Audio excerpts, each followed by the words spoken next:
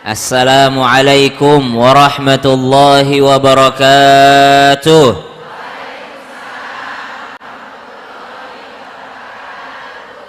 Yang di atas apa kabar? Masya Allah. Saya pikir tuh yang di atas bapak-bapak. Ada bapak-bapak sebahagian di sebelah kanan. Masya Allah. Bapak ibu jamaah Masjid An-Nabawi Cipondoh, ya, Tangerang. Tetangga kita bu sebenarnya. Dekat rumah saya dari sini. Tapi nggak usah tahu. Tapi saya dari studio, jadi saya mohon maaf bu, saya habis ini langsung mau terbang ke Batam.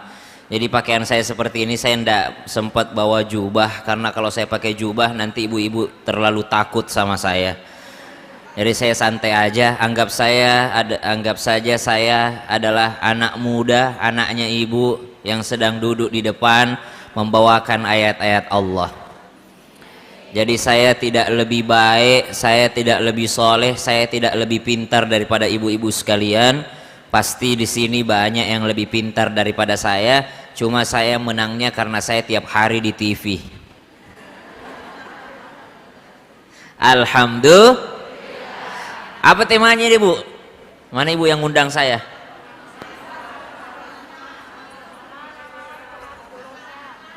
Wah, ada temanya ya?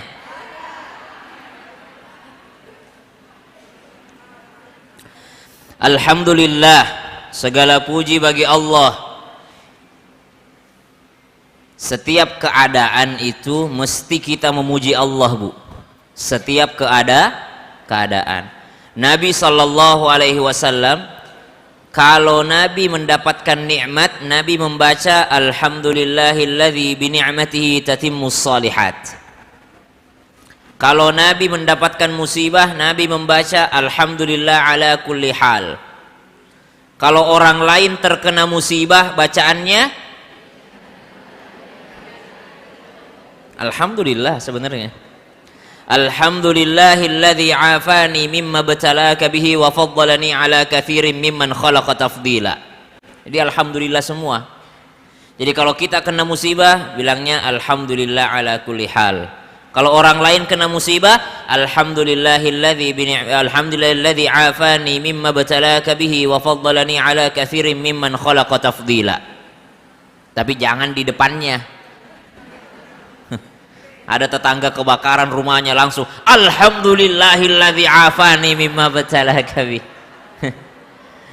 Apa itu doa itu? Doa itu dibaca ketika melihat musibah yang terjadi pada orang lain. Kalau engkau membaca doa tadi, maka engkau akan terhindar daripada musibah yang sama. Kita akan terhindar daripada musibah yang sama. Jadi alhamdulillahilladzi afani mimma btalaka bih wa faddalani ala katsirin mimman khalaqa tafdila.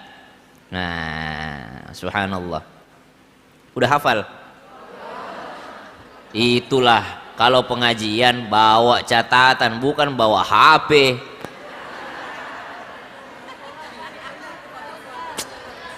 Coba orang mau kemana pengajian? Aku mau foto nanti, aku mau foto. Aku mau selfie. Ya. Alhamdulillah semua. Alladzi afani mimma btalaka bihi wa faddalani ala katsirin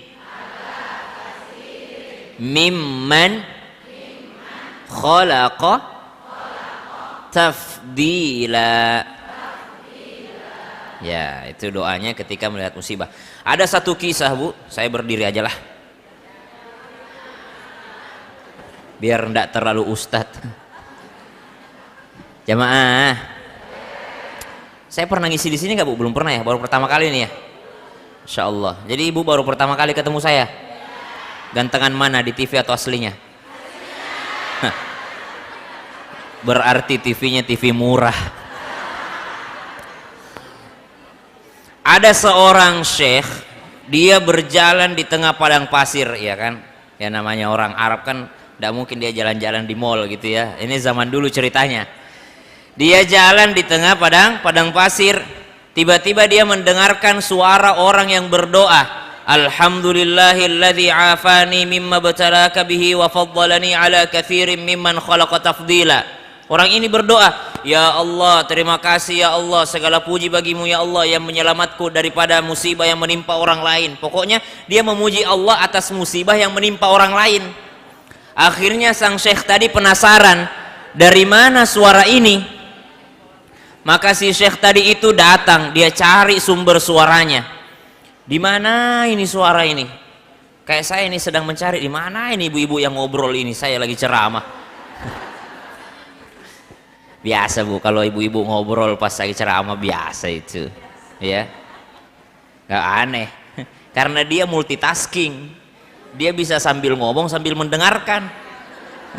Makanya kalau ibu-ibu itu ngobrol sama temannya, nggak tahu yang mana yang lagi ngomong, yang mana yang sedang mendengarkan. Ya, iya jeng, ya,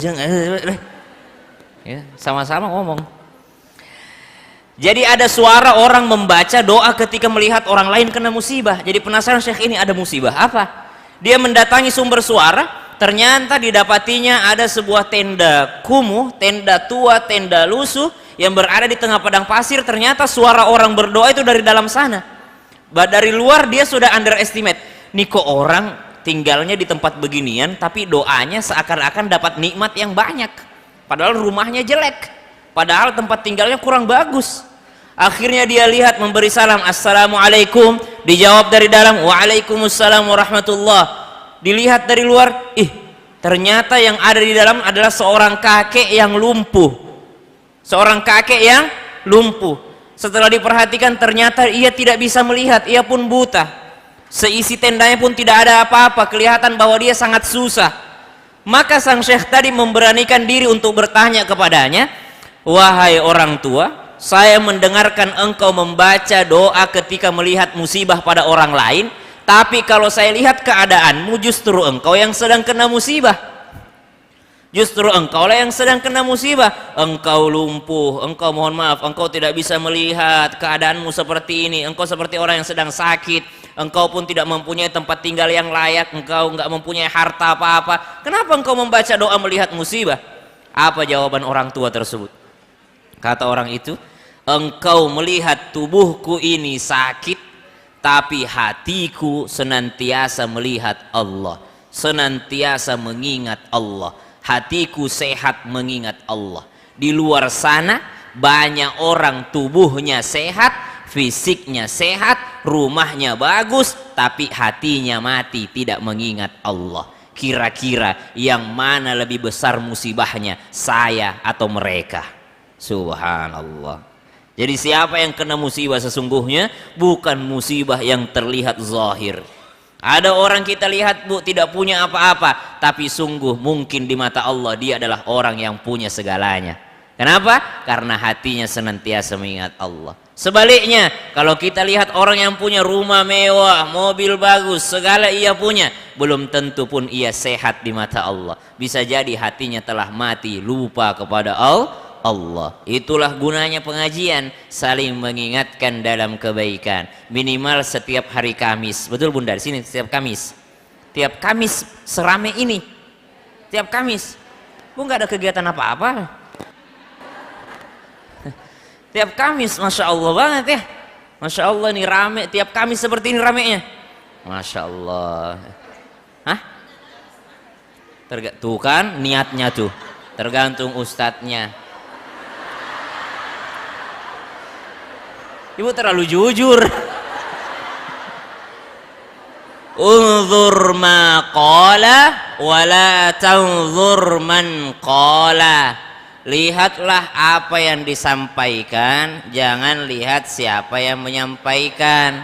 Jangan karena ustadznya ustadz artis baru rame. Kalau ustadznya ustadz lokal malas dia. Padahal lebih tinggi ilmunya ustadz setempat. Lebih banyak ilmunya. Ya Bu ya, saya dulu ustadz lokal Bu, saya dulu imam di Masjid Kubah Mas. 1 tahun saya imam di Masjid Kubah Mas. Banyak jamaahnya, kalau lebaran 110.000 ada itu. kalau lebaran. Kalau hari biasa lebih banyak yang foto-foto di luar dibandingkan yang sholat di dalam. Akhirnya saya berpikir, ya, saya dapat tawaran untuk masuk TV, ngaji di TV, ngaji doang. Saya dulu nggak ceramah bu, ngaji doang. Mungkin ibu-ibu yang ngikuti dari dulu tuh. Saya dari 2013 udah di Trans TV. 2013 saya jadi penulis. Saya penulis di Islam Itu Indah. Saya tulis itu tema-temanya. Jadi kalau ibu lihat temanya situ, suami-suami takut istri, saya semua yang bikin itu. Ya, ya, istri durhaka, saya yang bikin itu. Jadi saya nulis bu, nulis. 2015 baru saya dipanggil untuk ngaji di Trans TV. Saya nggak bisa ceramah, ngaji doang. Karena kalau ngaji kan, ya memang saya hafalan saya gitu. Saya dari dulu ngimamin. Saya dari kelas 1 SMP bu udah imam terawih. Dikontrak 1 bulan full imam terawih, tapi ngimamin cuma 1 malam.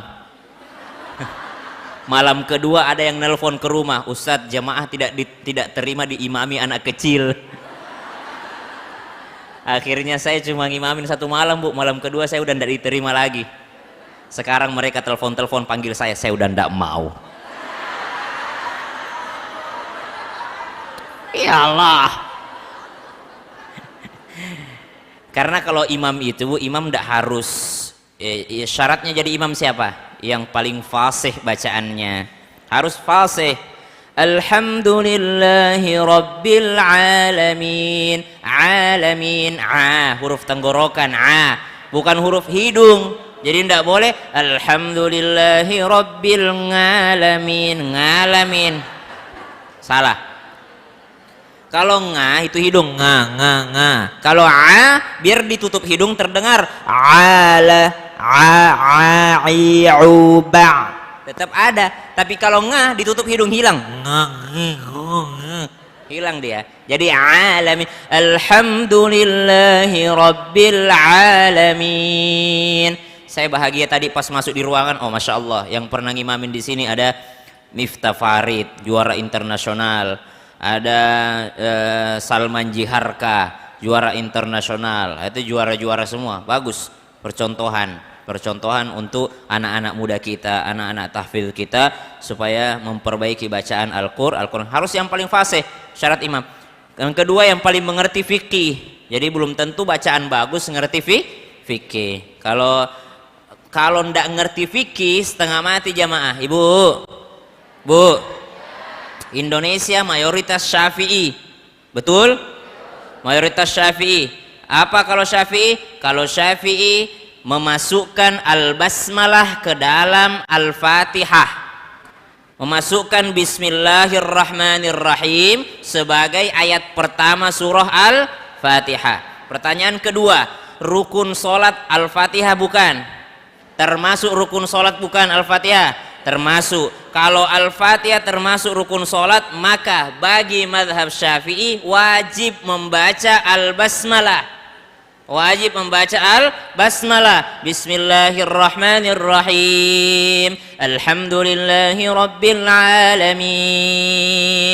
Ya, kalau madhab Syafi'i wajib membaca Al-Basmalah. Kalau makmumnya Syafi'i, imamnya tidak mengerti fikih, tiba-tiba gara-gara pulang umroh dia dengar Syekh Sudais tidak pakai bismillah, pulang dari Mekah dia imam, Allahu Akbar, alhamdulillahi rabbil alamin, ketinggalan bismillahnya di Mekah.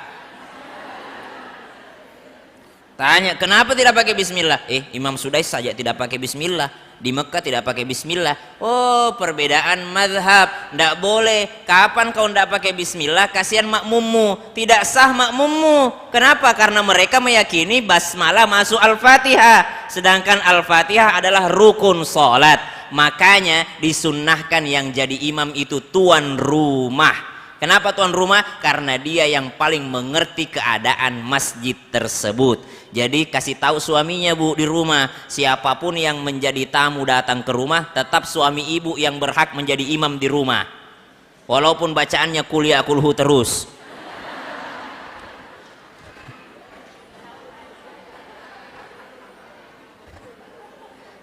Kalau bukan kuliah kulhu ya kulhu kuliah. Itu aja dibalik. Atau wal asri inna atoina. Surat terfavorit ya Bu ya. Jamaah, maka orang yang sehat hatinya itu adalah mereka yang senantiasa mengingat Allah Subhanahu wa taala. Ibu perbaiki niatnya datang pengajian ya, jangan lihat siapa yang bicara, lihat apa yang disampaikannya, lihat apa yang disampaikannya. Kalau ibu mau melihat saya yang bicara, saya tidak ada apa-apanya, tapi lihat apa yang saya sampaikan. Kalau ada yang benar dari Allah, kalau salah berarti kekeliruan saya sendiri, kerendahan ilmu saya sendiri gitu. Jadi niatnya ibu datang ke sini apa? Niat untuk menuntut ilmu. Siapa yang keluar rumahnya dalam niat menuntut ilmu, maka pahalanya sebesar pahala haji.